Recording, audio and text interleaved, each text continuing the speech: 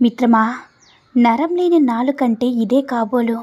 ఇంట్లో ఉండి భర్త పిల్లల్ని చూసుకోక ఉద్యోగం ఎందుకు, ఊర్లేలాలా ఏంటని అంటారు. మరి సంపాదించే ఆడపిల్లలకి ఇచ్చే విలువ గృహిణికి ఎందుకు ఇవ్వరు మిత్రమా? కాస్త ఆలోచించండి. తను ఇంట్లోనే ఉండి అందరినీ టైంకి ఇంటి నుంచి ఆఫీస్కి, స్కూల్కి పంపిస్తుంది. ఇంట్లో అందరి గెలిపే తన గెలుపు అనుకుంటుంది.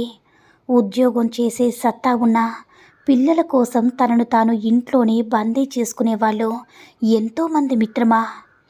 తను ఓడిపోయినా ఇంట్లో అందరినీ గెలిపిస్తూ తను అనుక్షణం ఓడిపోతూనే ఉంటుంది. వంట బాగుందని చెప్తే మీ సొమ్మేమీ కరిగిపోదు కదా. తనను మెచ్చుకున్నంత మాత్రాన మీ కొమ్ములేం విరిగిపోవు కదా మిత్రమా. చిన్న గుర్తింపిస్తే చాలు, అది తన జీవితానికి ఓ పెద్ద అవార్డు అనుకునేది గృహిణి మాత్రమే. మీకోసమే బ్రతికే ఆమెను చులకన చేస్తే మీరు ప్రపంచాన్ని గెలిచినా ఓడినట్లే కదా మిత్రమా. కాస్త ఆలోచించండి. మగవారి చేతిలో బలైన ఆడవాళ్ళు ఎలా ఉన్నారో, ఆడవారి చేతిలో బలైన మగవాళ్ళు కూడా లేకపోలేరు. ఎందుకో తెలియదు, అర్థం చేసుకునే తత్వమే లేకపోయింది ఇద్దరిలో.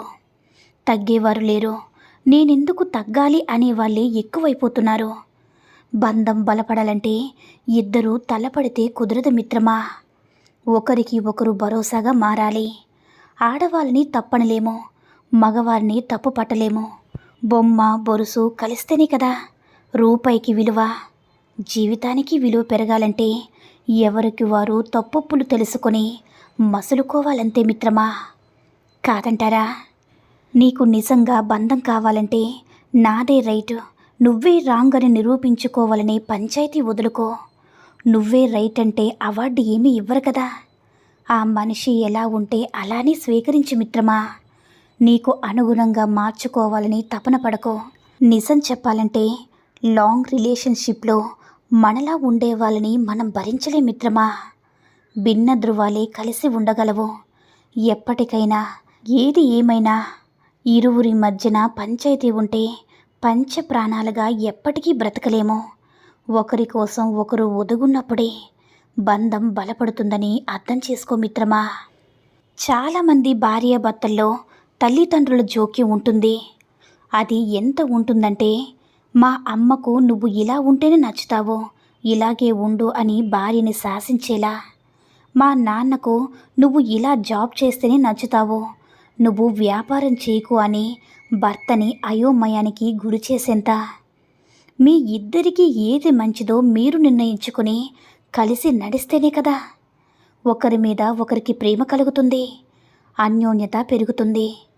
భార్య భర్త మధ్యలో వేరొకరి ఆలోచన అజమాయిషి కూడా కాపురంలో కలతల్ని సృష్టిస్తుందని గుర్తించుకోనేస్తమా. ప్రేమ కోపం ఎలా అయితే సహజమో అలానే ఈర్ష్య కూడా సహజమే. మనకన్నా అందం ఎక్కువ ఉన్నా, డబ్బు ఎక్కువ ఉన్నా, తెలివితేటలు ఎక్కువగా ఉన్నా, ఇలా ఎన్నో కారణాలు ఈర్ష్యకు కారణం. అలాంటప్పుడు నువ్వు ఆ మనిషితోనే స్నేహంగా ఉండాలి. ఆటోమేటిక్గా మన అనుకున్నాక ఈర్ష్య తగ్గుతూ ఉంటుంది కదా.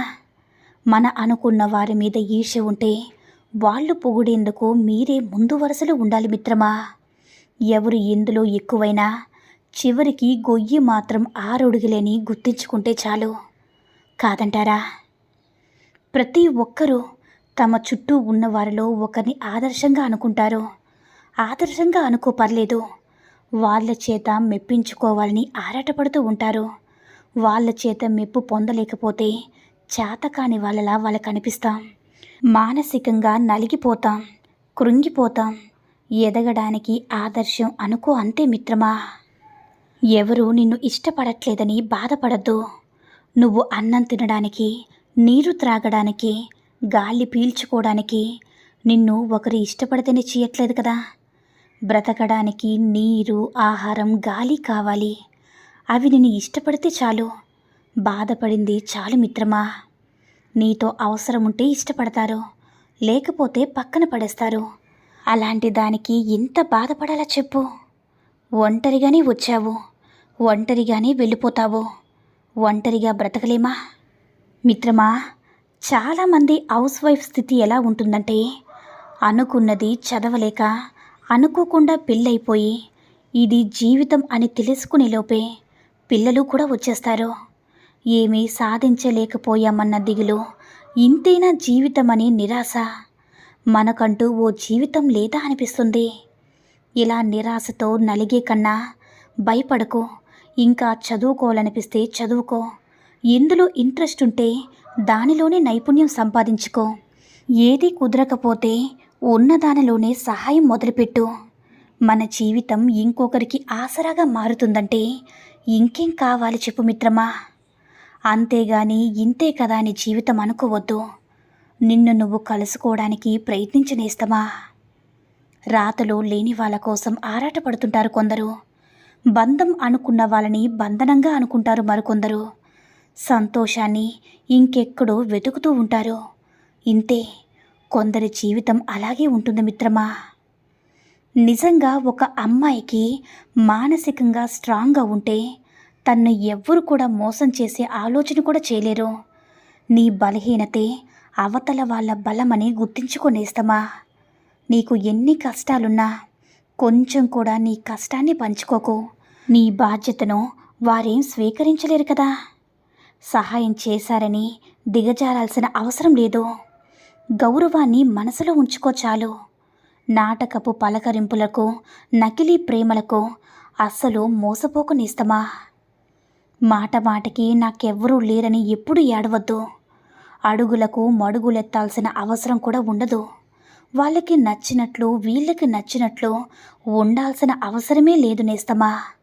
మనకు నచ్చినట్లు మనం ఉండొచ్చు. కాబట్టి ఎప్పుడు కూడా నీకు నచ్చినట్లుగానే నువ్వు బ్రతుకు. ధైర్యంతో బ్రతుకు. ఆత్మవిశ్వాసంతో బ్రతుకు నేస్తమా.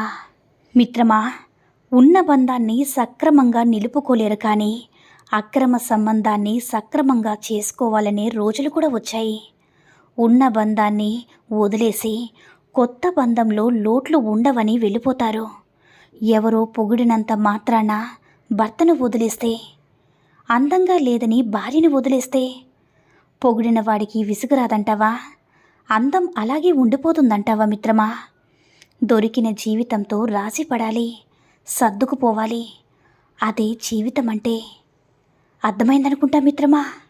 ఒక స్త్రీ నీ మాట వినాలంటే ముందు నువ్వు ఆమె మాటని వినాలి.